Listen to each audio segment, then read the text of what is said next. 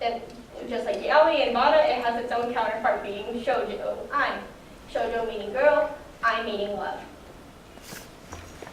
Now let's get into a little bit of the history. In the beginning, in Japan, there was never a problem with transgender or queer people in general. In fact, they even had their own term for it called dose aisha, or in the literal English translation, same-sex love person. Traces of homosexuality can be found all the way back into the 11th century in the Tale of Genji, which is said to be one of the first novels ever to be created. Samurai often participated in homosexual acts with their apprentices, much like the Romans and Greeks did in our Western culture. During the Edo period, there began to be a depiction of a third gender in a lot of art pieces. Typically, these people were presented to be very desired, quite beautiful, and were often kabuki actors. So, what happened to this time of love and peace? The good old Meiji Restoration, let me tell you. So after the Edo period, when Japan finally started to open up its gates, it also started to open up a little bit more a few Western ideals, such as good old imperialism and nationalism. Good two terms that always end up being disastrous. During this time, schools were being created and were often split up into gender. However, they were only split up into two genders, the typical binary of male and female, completely erasing the whole tradition of having a third gender. In 1872, there was a law that criminalized gay men, and however, it didn't last very long, eventually being repealed in 1880 by the Napoleonic Code. However, it's still stuck around. However, its effect still affects Japan to this day. But it isn't because of Christianity, much like a lot of other countries that have been affected by it. Mainly, it was due to the fact that the government wanted to match these nice, pretty Western countries with all their rapid exportations and good old nationalism again. This is where we started to get some of the very first anime, mainly being propaganda films towards these nationalist ideals, much like here in the US. So while we had Bugs Bunny fighting Japan, they had their own form of cute animals wanting to attack us. It was the worst of times. It really, really was the worst of times.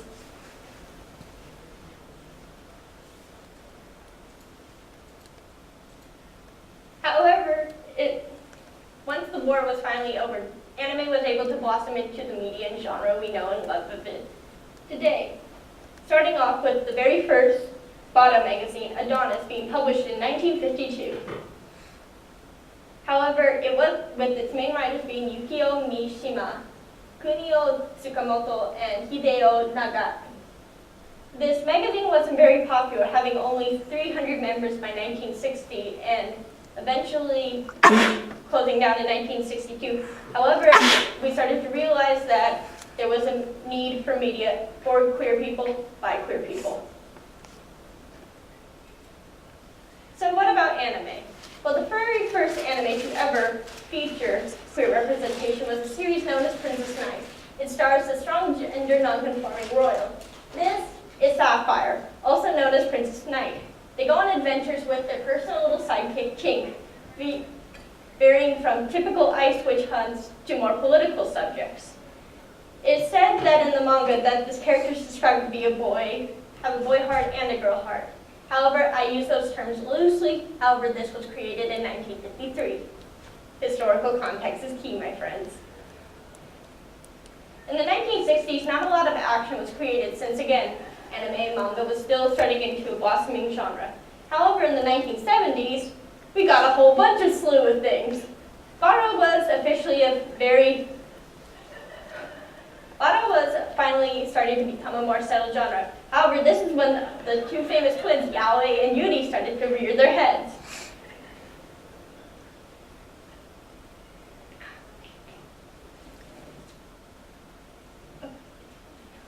So let's start off with Yuri. Yuri started off as being a woman's literary genre in the 1920s with a series of tales written by Yoshio. I'm just going to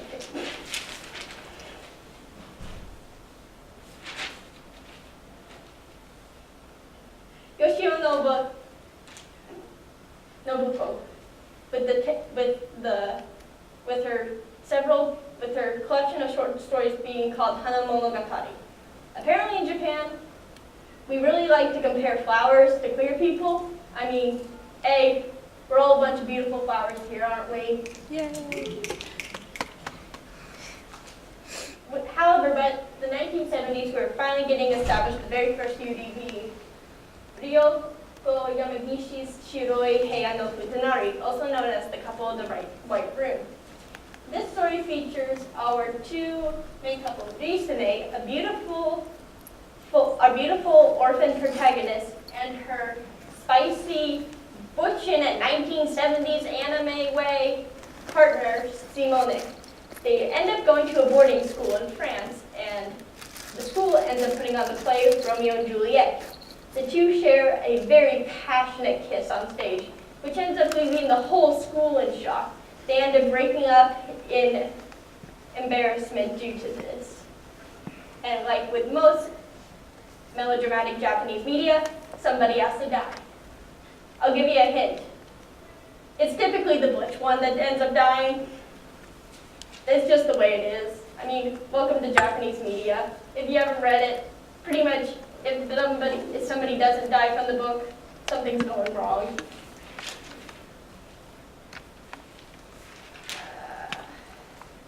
Now, let's go on to yaoi. Now, yaoi started off as being a women's literary movement in the 1970s to create a power balance between women and men due to the fact that Japan isn't exactly the most progressive when it comes to women's rights. So these women were thinking the power struggle between a man and a woman is kind of off balance. And with two women, there's technically no power, but two men, a light bulb sprang up into these women's heads and they got to work. Eventually, the very first yaoi was created in 1975 called Kaze Toki no Uto, or also known as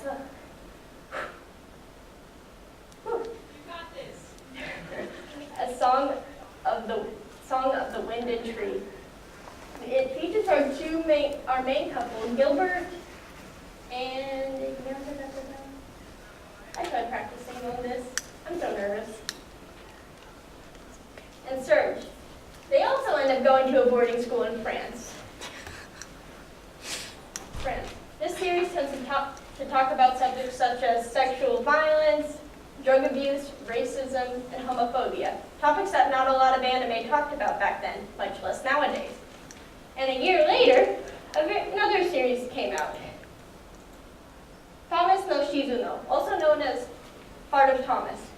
This series is about Julie, who fell in love with Thomas. However, Thomas committed suicide a few months before he actually had a chance to confess to him. And then, of course, coincidentally, a month later, a transfer student comes in and he looks like a lot like Thomas. His name is Eric. The two end up falling in love, and the whole series of melodrama within romance starts all over again. Woo! Okay, the 1980s. There wasn't much when it came to representation in the 1980s. However, the idea of doujinshi was finally starting to come in. Doujinshi is like if fan fiction and manga had a baby together. It's true. So, if fan fiction helps us in the US, then it really helped Japan within creating their own ideas of ships and couples. So, this doujinshi would be kind of distributed throughout the early anime conventions to help young artists make a living. As of 2009, there is currently a doujin library in a college in Japan where you can just read as much of your favorite ships as you just want to. Just remember, kids, to return your library books, okay? Now, actual anime. During this time, we had the huge explosion of the cyberpunk genre with classics like Akira. The series that I'll be talking about, though, is Bubblegum Crisis, which is said to have one of the very first gay characters in an anime. This series takes place in 2032. Japan is in shambles after another earthquake, so capitalism decides to rear its ugly head and create these futuristic parts to help advance the human race. This is Daily Long. He is a deputy for the futuristic police and is partnered with our very strict protagonist, Leon McMickle. Ah, they're such good friends. Daly's favorite things to do with his partner is flirt with him as a joke. Hardy, hardy, har. This came up with a good old common trope in anime as queer people being a frickin' joke. But I mean, like, hey, we can't be too mad at Japan. Remember this film? This came out 10 years ago. And it was also my first experience to gay people. Damn you, Adam Sandler. Let's jump over to the next decade. This is where we have two very big metaphorical bombs exploding. We have the 90s anime boom, and we have the 90s gay boom. Boom in Japan. During the 90s, anime was finally coming over to the United States, Europe, and Australia. Evangelion, Sailor Moon, Dragon Ball Z, and Pokemon. You know, the series us 20-ish-year-olds kind of grew up with. Like, I remember going to Toys R Us and seeing all the nice Sailor Moon merchandise that would just be lined up, owning several VHSs, which I still own today because you're gonna have to persuade me a lot more that VHS is dead media. With this came the localization it does. Yep, it's time for Let's Go to da-da-da-da-da Queer Erasure Dub Edition. Within the Sailor Moon, when Sailor Moon finally came to the US, a lot was changed. Witchcraft episodes having to be completely edited out because of witchcraft characters' outfits having to be changed, and a character's gender having to be changed due to being in a normal hetero relationship. We don't censor Wonder Woman's costume for being a bit too revealing. I mean, yeah, in Sailor Moon they are 8th graders. Sometimes I forget that. But the biggest censorship crime was the erasure of Sailor Uranus and Sailor Neptune's relationship into cousins. I guess by that logic, nothing's more American than incest.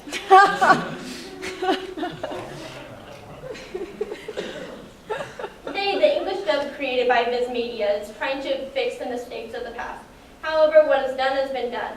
When I personally found out that these two were a couple, I was quite happy to finally see some queer representation, but then again, I was a little bit upset. My personal connection between my childhood and Sailor Moon had been shattered.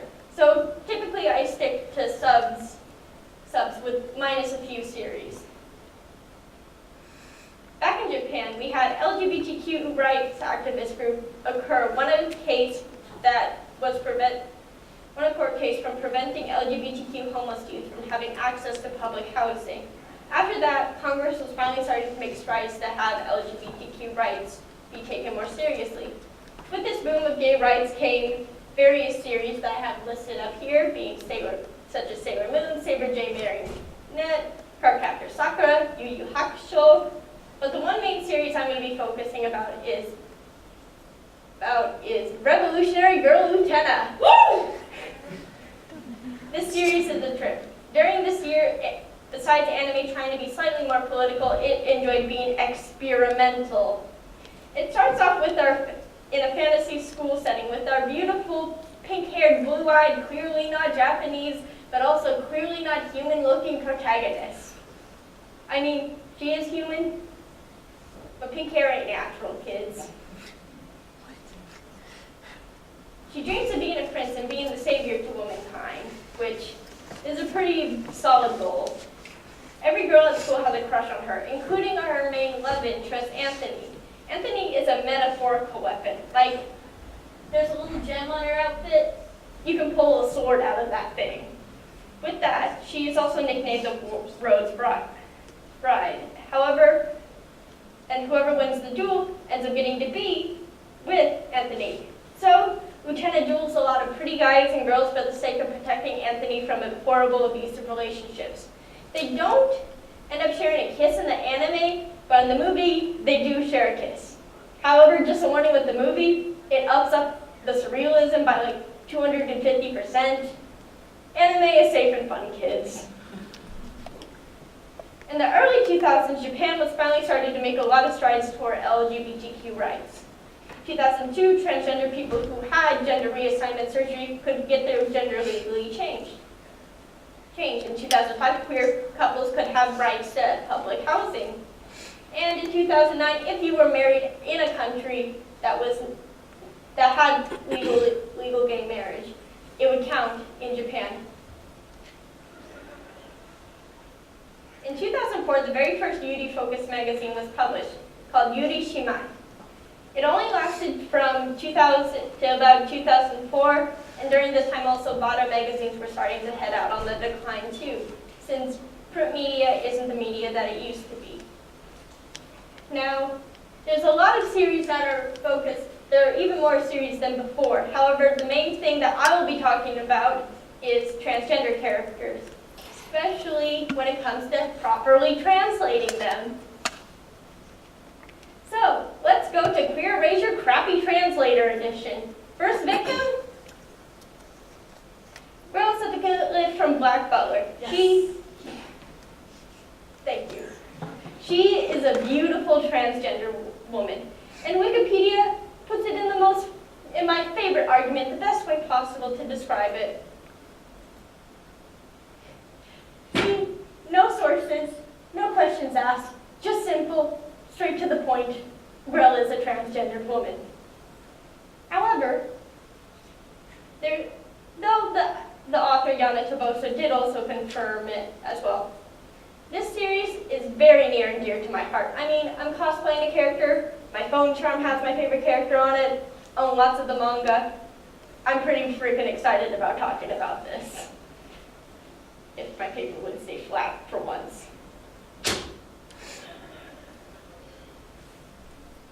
There. In fact, last Saturday night I spent pretty much highlighting my whole manga, printing out lyrics from the musical, rewatching and rewatching and rewatching episodes just to get my evidence on this. Because often when this series is translated, she is often misgendered as being male. How do I know this as being somebody who is only taking Japanese for 6 years? Simple, really. Japanese doesn't have pronouns like we do in English. However, it has a gendered language, especially with the word I.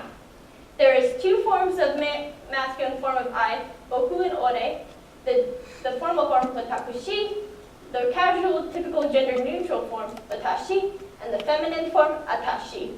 The form that Grell likes to use is atashi, which is thought to be characterized with that having to be used with she, her pronouns. But of course, we don't like to do that. So where does she use this? A couple of you might ask. Well, while I wasn't able to find any formal direct quotes in the anime, since it's hard to write down what the hell a character is saying while, sometimes characters speak too fast for you to write it down. However, I was able to take some song lyrics from her own personal musical number, R-rated. She sings, "Sona ni abare chao, dame atashi koroi wa chao," meaning, don't be so rough or I'll break. I said she was one of my favorite characters, not that she was a good role model. How canon is this then? Well, let's just say it's more canon than the second season ever dreams it will be. But she isn't the only character to have this happen to her. Hana from Tokyo Godfather, in some translations of the movie, in English it says, "I'm a gay man." However, in the Japanese, if you were to actually listen to it and understand it, she says, "I'm a transgendered woman," which are two completely different things. So, what are good examples of not screwing up transgender characters and their identities and pronouns? Welcome to Horo Musuko, or Wandering Sun in English. This series is great. So great. It's a bit idealistic when it comes to talking about the main character Shu being accepted by his family and friends. However, it doesn't screw up the pronouns when the main character Shu wants to be addressed by she, her pronouns. Thank you, Matt Thorne, who translated it in English. You are a personal hero to my heart.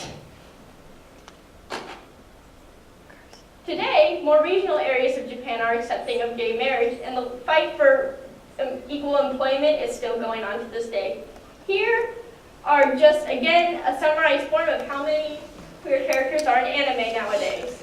My personal favorite being Miss Koyabayashi's Dragon Maid.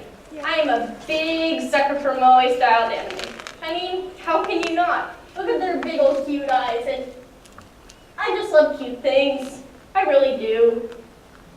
With this anime focuses on Miss Koyabayashi, who ends up having a dragon as a maid. The main character up in the front with the big old maid outfit, that's Toru. She has a huge crush on Miss Koyabayashi and is the sweetest thing possible. Nothing is personally reciprocated, but her feelings aren't taken as a joke. Later on, the littler dragon also ends up having her very best friend ends up developing a crush on her, and that is some nice, good old queer representation in children that is not creepy. Thank you. Thank you. Now, the series that I'm sure a fair amount of you have been waiting for is Beauty on Ice. I still have not actually watched this, to be honest, mainly due to the fact of the title being Yuri. I mean, yes, I understand Yuri is a common name in Japanese and in Russian, and in a lot of countries, actually. However, can we just let the lesbians have this one thing, please? I mean, gay men, they get several genres. If we could just have this one title, I mean, I would like it if my Tumblr tag was back filled with beauty instead of seeing the occasional ice skating boys. So what about modern day actual people Japanese representation? This is Tomoya Hosoda. He is Japan's first transgender man to be in a political position. He isn't the first transgender person to be in politics in Japan. However, it's nice to see the progress that's being made across the globe. Now we are on to our final section of the panel Q&A. If anyone has any questions, comments, concerns, a fight to pick with me, feel free to ask. If you do have the fight with me, please do it around 11:30ish since I get off of work at 10. Carson? Yes? I have to make a public service announcement about Wandering Sun. So, translating it in English, I know you can read Japanese, but they're thinking about whether they want to keep translating it. And so please support it. It's really beautiful. It's kind of expensive, but it has it's hardcover and it has watercolor. And if you buy any manga, just buy this one. Yes. It's translated off of Lake City Way, which is actually around where I went to high school, just off of that road. So I thought that was weird. But yeah, please do that for me. Support decent transgender characters being translated. Yeah. Any other questions or concerns? Yes? I just wanted to let you know that you did a really good job presenting. Thank you. Also, I think you should reconsider watching Yuri on Ice. I'll try. That's whatever. I have a huge list. Yes? Oh, you listed K as being an LGBT anime? Yes.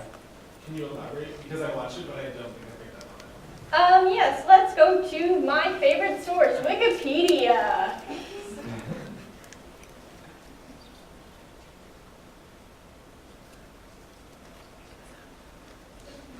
Damn gloves. The 5 stands for ally.